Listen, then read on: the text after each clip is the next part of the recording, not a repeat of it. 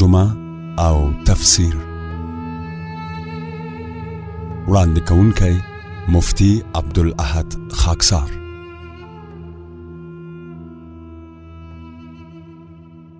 اعوذ بالله من الشیطان الرجیم. بسم الله الرحمن الرحیم.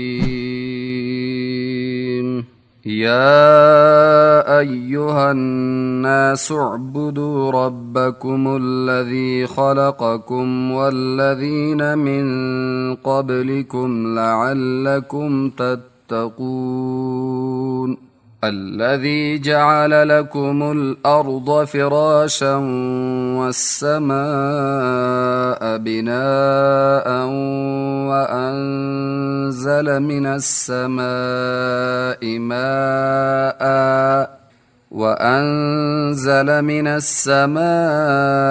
ماء فأخرج به من الثمرات رزقا لكم فلا تجعلوا لله أندادا وأنتم تعلمون.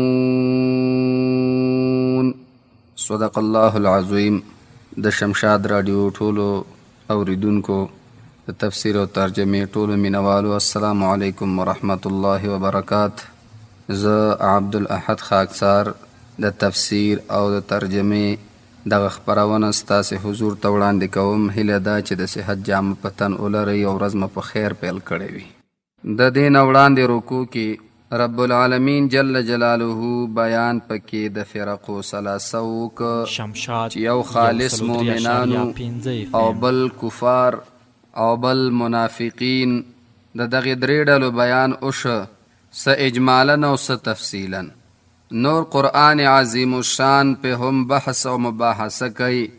دغه آیاتونه د قرآن عظیم الشان په دې کې رب العالمین جل جلاله انسانانو ته د دې دعوت ورکوي چې تاسو د خپل یو رب منونکي شئ او د خپل رب احسانات د یاده مه وباسئ.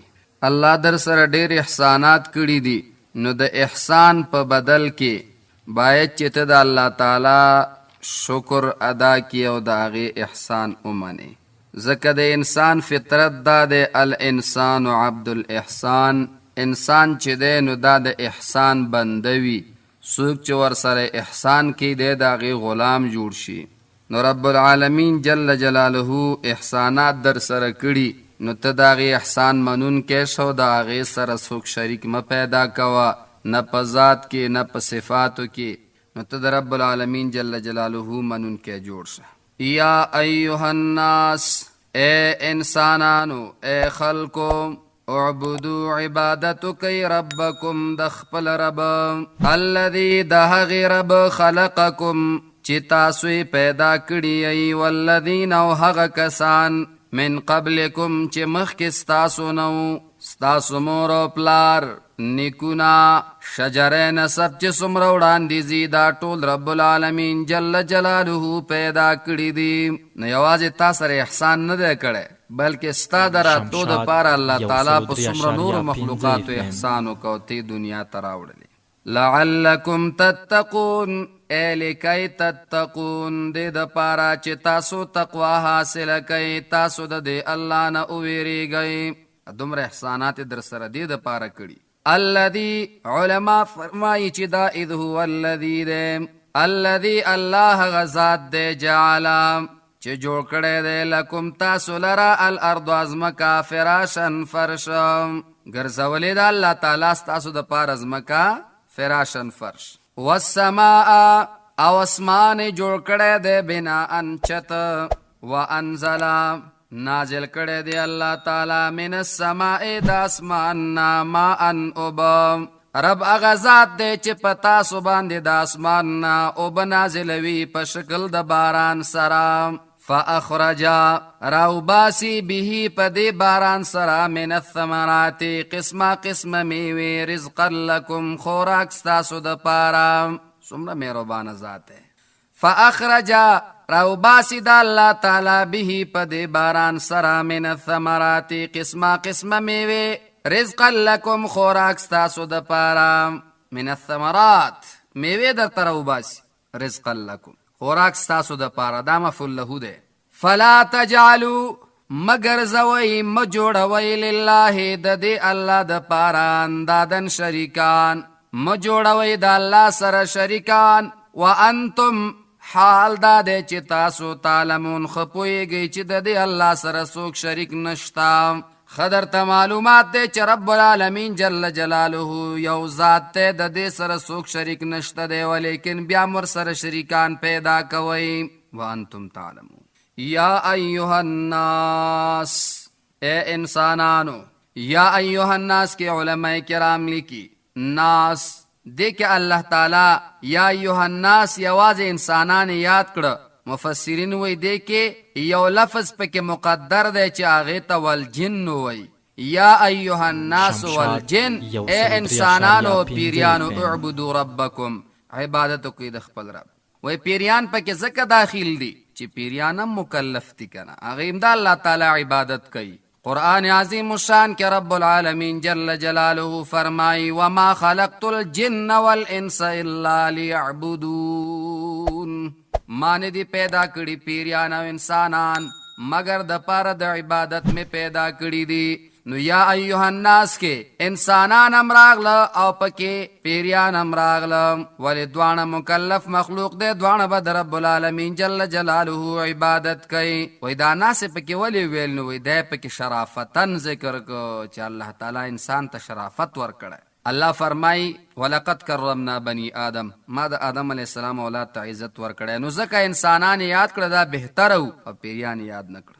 د ناسنا علماء کرام لیکي که د ناسنا مراد مؤمنان شي نو بیا به معنا داسې شي یا ایها الناس ای مؤمنانو اعبدوا ربکم عبادت کوي د خپل رب معنا دا چې مداومت کوي په عبادت د الله تعالی باندې همیشه کوي. اعبدوا ربکم همیشه د الله تعالی عبادت کوي. او که د ناسنا مطلب کافران شي نو بیا به دا وي چې یا ایها الناس وحدوا ربکم اے انسانانو دا اللہ توحید امنی دا اللہ توحید امنی. او کچیرتا دا ناس نا مطلب منافقان شی نو بیا بداسی شی چیا ایوہ الناس اعبدو ربکم اے انسانانو اے منافقینو تاسو عبادت د خپل رب کوي معنا دا چې اخلاص په عبادت کې پیدا کوي. څنګه چې په خلی باندې کلمه وایي دقه سي د اخلاص نه د زړه نه وایي. بیا ورپسې رب العالمین جل جلاله فرمایي اعبدوا ربکم عبادت کوي د خپل رب. علماء لیکي عبادت صیانت د عذاب الهینا مطلب دا چې ساتون کې د عذاب الهینا. وای دا ځکه چې دا عبادت ولې د اور نجات ورکون کې ده. وای دا عبادت کولم ځان په اور باندې سوځول دي. هاغه اور انوار الهی ده. انوار الهی دا په انسان باندې راځي. دام یو نوع اور ده. د دې وجه نه هر څوک نشي کولای چې منځو کې ګوري بین مازانو ته توای چې منځو کنو هغه وای چې دا غر بدر ته یو ځنه بل ځته وسم خو د منځ راته موایا.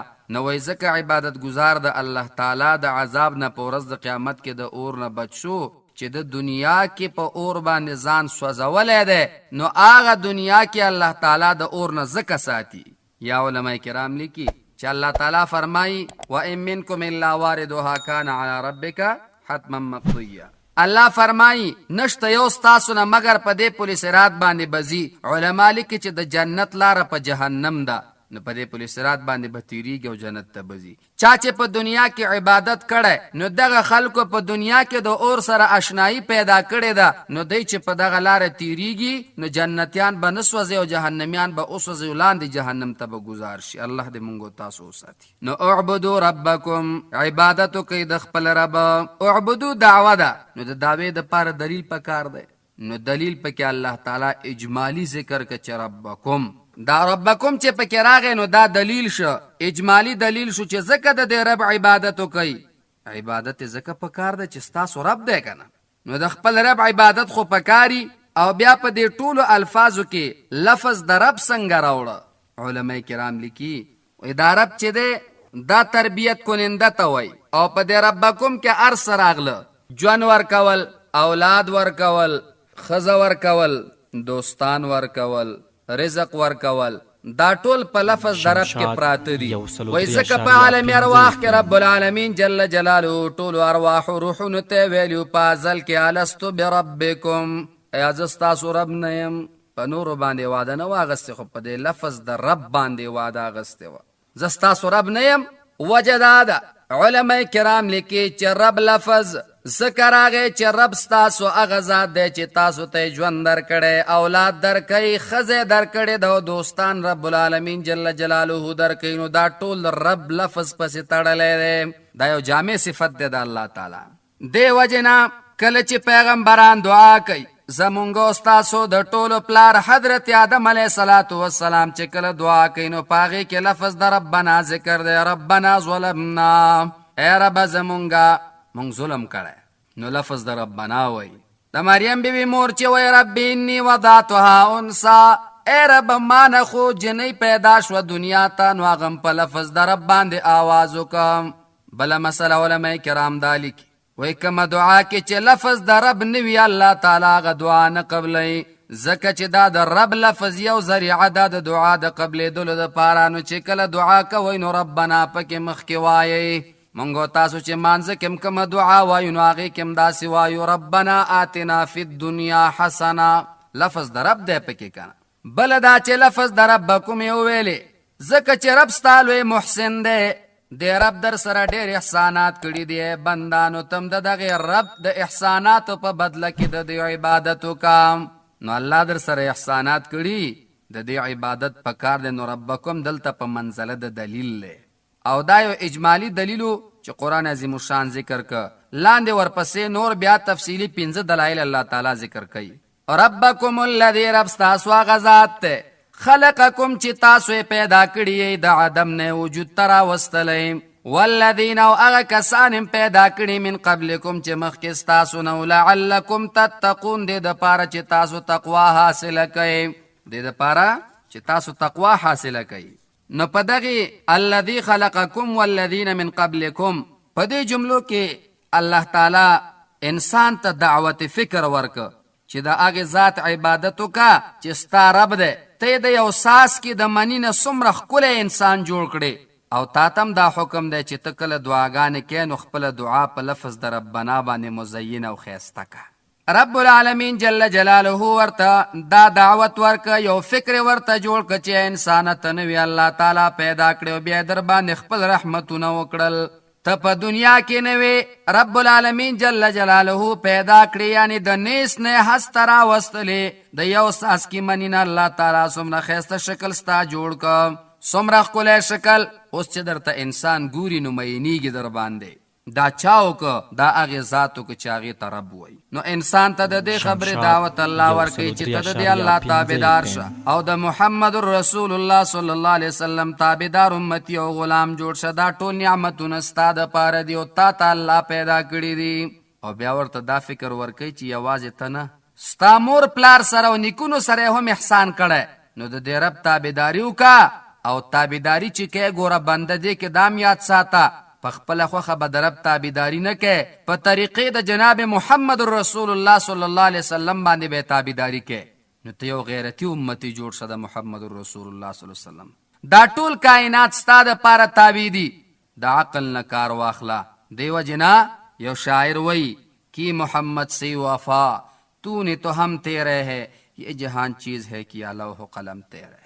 ته د محمد رسول الله صلی الله علیه وسلم سره وفا وکا، خلاف ورزی مکوا، واده خلافی مکوا. دا دنیا څه ده؟ لوح قلم به م الله درکي. یعنی من قبلکم کې اشاره دی ته ده چې تا سره ما احسانات کړي، هغه احسانات ته لږ په سترګو کې واخله. ناشکره بنده مه جوړېږه. تا سره چې ما څومره احسانات کړي په دې خپل مخلوقاتو کې ما د بل چا سره نه دي کړي. بل علما لیکي چې من قبلکم کې اشاره د ختم نبوت ته، ځکه الله تعالی ویلې چې ته پیدا کړی او ستانه وړاندې خلک پیدا کړي دي چې هغې په یو شریعت باندې روانو. من بعدکم یې نه دی ویلی. د دې وجې نه دې کې ختم نبوت ته اشاره ده چې محمد رسول الله صلی الله علیه و آله وسلم مبارک دا آخرنی نبی دی، د دې نه پس د نبوت دروازه بنده ده. نو دې کې تفصیلی دلیل ذکر کوي. دو دلائل ذکر شو پسې نور ذکر کوي. الذي الله غزاد دې جعل لكم الارض چې ګرځولې د ستاسو د پاره ځمکه جوړه کړې د ستاسو د پاره ځمکه فراشن فرش. اعتراض دلته وارد شو چې مونږ ګورو دا ځمکه خو فرش نه ده، دې کې غرونه شته دي، دې کې تیږې شته دي، دا څنګه فرش ده؟ نو بیرته جواب علماء کرام داسې کوي، هغوی وایي چې صحیح ده مونږ ته په سترګو باندې که غر ښکاري او که دا ځمکه سخته ښکاري، خو دواړه قابل استفاده دی د انسان دپاره، قابل استفاده دی، نو ځکه ورته فرش ویلې، قابل استفاده دی نو ځکه ورته فرش ویلې. بله دا ده چې فرش ورته ځکه ویلې چې نه د تیږې غوندې سخته د ټوله ځمکه نه د اوبو غوندې نرمه ده. مطلب دا چې ستا د استفادې دپاره د عقل نه کار واخله، ته ته استفاده کولی شي. دلته به بعضې ورونه وایي چې قرآن خو وایي ځمکه فرش ده، یعنې هواره ده، او ساینس خو دا وایي چې ځمکه خو یوه کره ده، غونډه ده، او اکثره ساینسدانانو چې زمونږ وړو ته په مکاتبو کې هم ښایي نو کره غوندې ځمکه ورته جوړه کړي، نو دا خو بظاهره د قرآن سره ټکر دی. نو جواب علماء کرام بیرته داسې کوي چې قرآن عظیم الشان په اعتبار د ټولې دنیا سره خبره نه کوي چې دا دنیا ما څنګه نوعیت نه یادوي چې څنګه مې پیدا کړی. الله تعالی دلته د انسانانو د نظر خیال ساتلی، ستا په نظر دا ځمکه فرش ښکاري، هوار ښکاري، ستا د سترګو ترجمه الله تعالی دلته کړې ده. او بل منګه مخکې وویلې چې دا د پاره د قابل د استفادې دی، نو ځکه ورته فرش ویلې. مونږ تاسو د کورونو کې چې فرشه چې خو قابل د استفادې وي که نه، نو قرآن عظیم الشان ظاهره ستا د سترګو د نظر مطابق خبره وکړه، بیا به داسې خلک چې هغوی په دې کې علم نه لري، تحقیق نه لري، نو بیا به ټکر سره واقع شوی وی چې مونږ ته خو ځمکه داسې هواره ښکاري او خدای وي چې دا غونډه ده. نو قرآن عظیم الشان په دې بې ځایه جګړو باندې انسان نه مصروفه کوي او نه ورته وایي چې په دې جګړو باندې خپل وخت ضایع کړه، داسې ورته نه وایي. نو الذي جعل لكم الارض فراشا، الله غزاد دی چې ګرځولې ستاسو د پاره ځمکه فراشن فرش، والسماء او اسمان بناء چت درته جوړ کړی، اسمان د چت په مثال درته جوړ کړی.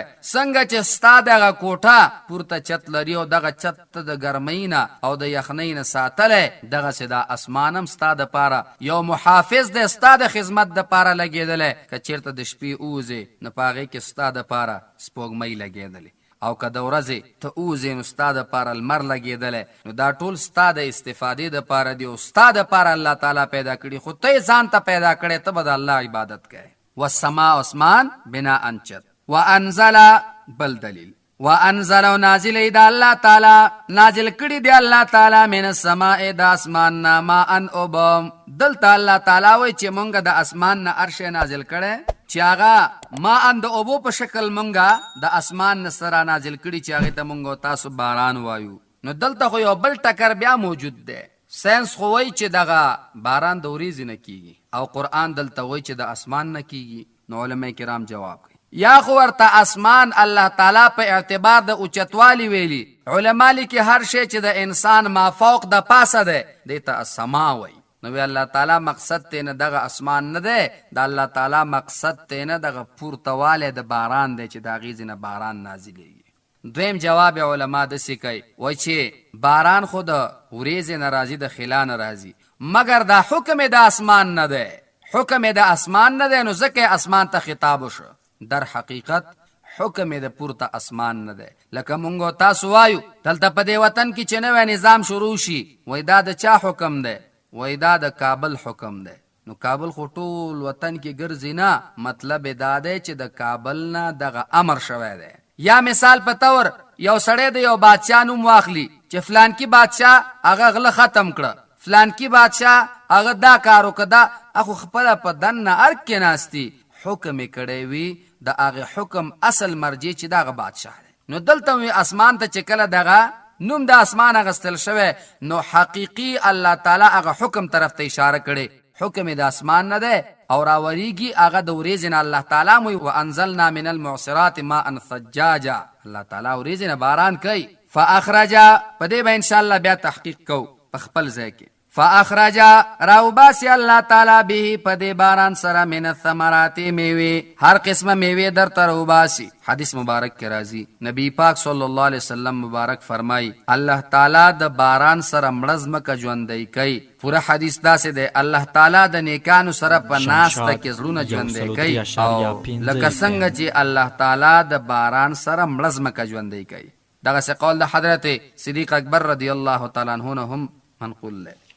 رزق لکم، رزق استاسو د پاره دغه میوی دی او کدغه عام خوراکونه دی، خو ستاسو د پاره الله تعالی پیدا کړی. رزق لکم، ستاسو د پاره خوراک دی او ستاسو د پاره رزق دی. فلا تجعلوا لله انداد، مگر زوی تاسو دی الله لرا، مجوړوي تاسو دی الله لرا اندادن شریکان. دلته که سوچ کې علما لیکي چې د انسان مثال، د مسلمان مثال الله تعالی د یو بادشاہ یا د یو مالدار انسان په صفت باندې یو مثال ورکړي. الله تعالی وی اے انسانانو تاسو د هغه ذات عبادت وکئ چې ته پیدا کړې او ستا مور او پلار پیدا کړي. بیا وی هغه ذات چې ستا د پر ازمکه فرش ګرځولې، ګور ازمکه اواره شوه، اسمان درته چت ګرځولې ده، نو د کورونو د پاسه مونږ تاسو عموما چاردیوالي پورته کو، نو بیا په د پاسه چت اچو. بیا ورپسې وی وانزل من السماء ماء، فوارې د اوبو لګېدلې په دغه کور کې. فاخرج به من الثمرات، هر قسمه میوه دی درته،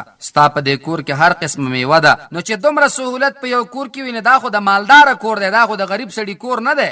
د مؤمن مثال الله تعالی د مالدار ورکه، ورته وایي چې ته ډېر مالدار یې، ته مې ډېر باعزته پیدا کړی. یقینا چې انسان ځان ته سوچو کې نو ډېر باعزته الله پیدا کړی. دا هم یو حیوان دی او دا ځناور چې مونږ تاسو عام ګوره هم حیوان. فرق یې په څه شي باندې دی؟ په دغه علم باندې الله تعالی د دوی فرق راوړی. الله تعالی انسان ته زیور د علم ورکړی. د آدم علیه السلام اولاد ته دای شرافت ته پلاس باندې خوراک کوي، عقل لري، حلال و حرام پیژني، خراب او د بد تمیز کولی شي. الله په تاسو مر احسانات کړي بنده، تو خدا الله تعالی شکریہ ادا کړه. رب العالمین جل جلاله احسانات اومنه. سیدا ګناه د هر انسان نه کېدلی شي، مگر د رب العالمین جل جلاله نه مرور کېږي، خو ما احسانات اومنه. نو ځکه رب العالمین جل جلاله وی فلا تجعلوا لله انداد، مگر زوی تاسو دی الله لرا شریکان، نه په ذات کې او نه په صفات کې د الله سره شریک مه جوړوئ. وانتم تعلمون، حال دا چې تاسو ښه پوهیږئ چې دا رب العالمین جل جلاله شریک نه لري، نه شریک ته ضرورت لري. بل وی په دې کې الله تعالی په دې آیت کې د توحید دعوت ورکه چې د بوتانو او د غیرو دربارونه پریدا، د رب العالمین جل جلاله دربار تراشه، ځان نه موحد جوړ کړه، د الله تعالی توحید ته په سینه کې ځای ورکا. هغه سي توحید چې څنګه رسول الله مبارک درته ښودلی، د ځان نه به توحید نه جوړای. داسې توحید چې رسول الله مبارک درته څنګه ښودلی، دغه توحید الله تعالی ته منظور دی. نو الله تعالی وی موحد شه، د الله تعالی منون کې شه. موحد معنا الله یو اومنه، کم ډله مله پس یاد نه. الله تعالی وی مسلمانان ټول موحدین دي. څومره مسلمانان چې دي دا ټول د الله تعالی د یووالي اقرار کوي. موږ تاسو ټول الحمدلله د الله تعالی د یووالي اقرار کوو. نو مسلمانانو ته موحدین وای. وانتم تعلمون، حال دا چې تاسو ښه پوهیږئ. عربو ته چې اول چا د بت پرستۍ دغه نظام راوړی، نو دا یو سړی دی په نامه د عمرو بن لوحه. اول په عربو کې بت پرستی د شروع کړې و، د بنیاد یې ښیو. دا غې نه بعد اوسه پورې د دې امقه نظام چلیږي او امغه ترتیب دی. نو رب العالمین جل جلاله په دې آیت کې مونږ تاسو ته دعوت راکړه. یو خبره چې هغه د چا په ذهن کې برازي چې الله فرمای فاخرج به من الثمرات، راو باسم ز په دې سره قسمه قسمه میوه، نو دا میوه خو الله نه کوي، دا خو د عام زمینداری کوي. نو جواب علماء کرام دسي کوي چې انسان هر څه کوي، خو در اصل د دې هر چیز کوونکی الله دی. انسان تخم واچي خود ازمکه نه سوق زرغونی الله. ځکه الله فرمای افرایتم ما تحرثون اانتم تزرعونه ام نحن الزارعون، تاسو ګورئ نه دی فصل ته، آیا تاسو کارون کې استې کومګه؟ مطلب زرغونه خو الله ور کوي. صحیح ده چې ظاهر کې زمیندار پکې کوشش کوي محنت کوي در حقیقت دا الله تعالی زرغونی یا ایها الناس اے انسانانو اعبدوا عبادت کوي ربکم د خپل پروردگار الذي د هغه رب خلقکم چې تاسو پیدا کړی ای والذین او هغه کسان پیدا کړی دي من قبلکم چې مخکې تاسو نو لعلکم تتقون دې د پاره چې تاسو تقوا حاصل کړئ د دې الله نه ویره پزړه کې راولئ الذي الله غزاد جعل لكم الارض چې جوړه کړی دا ګرځولې دا لكم الارض تاسو د پاره زمکا فراشن فرش والسماء او اسمان بنا انچت وانزل نازل کړی دی الله تعالی من السماء دا اسمان ما ان اوب فاخرج راوباسی و رایستلی به پد سرا من الثمرات میوه رزقا لکم خوراک ستاسو د پارا فلا تجعلوا مجوڑوی مگر زوی لله د دی الله سره اندادن شریکان وانتم حال داد تعلمون حال داد چې تاسو خو پوهیږئ چې د رب العالمین جل جلاله سره سو کم شریک نشتا سبحان ربك رب العزة عما يصفون وسلام على المرسلين والحمد لله رب العالمين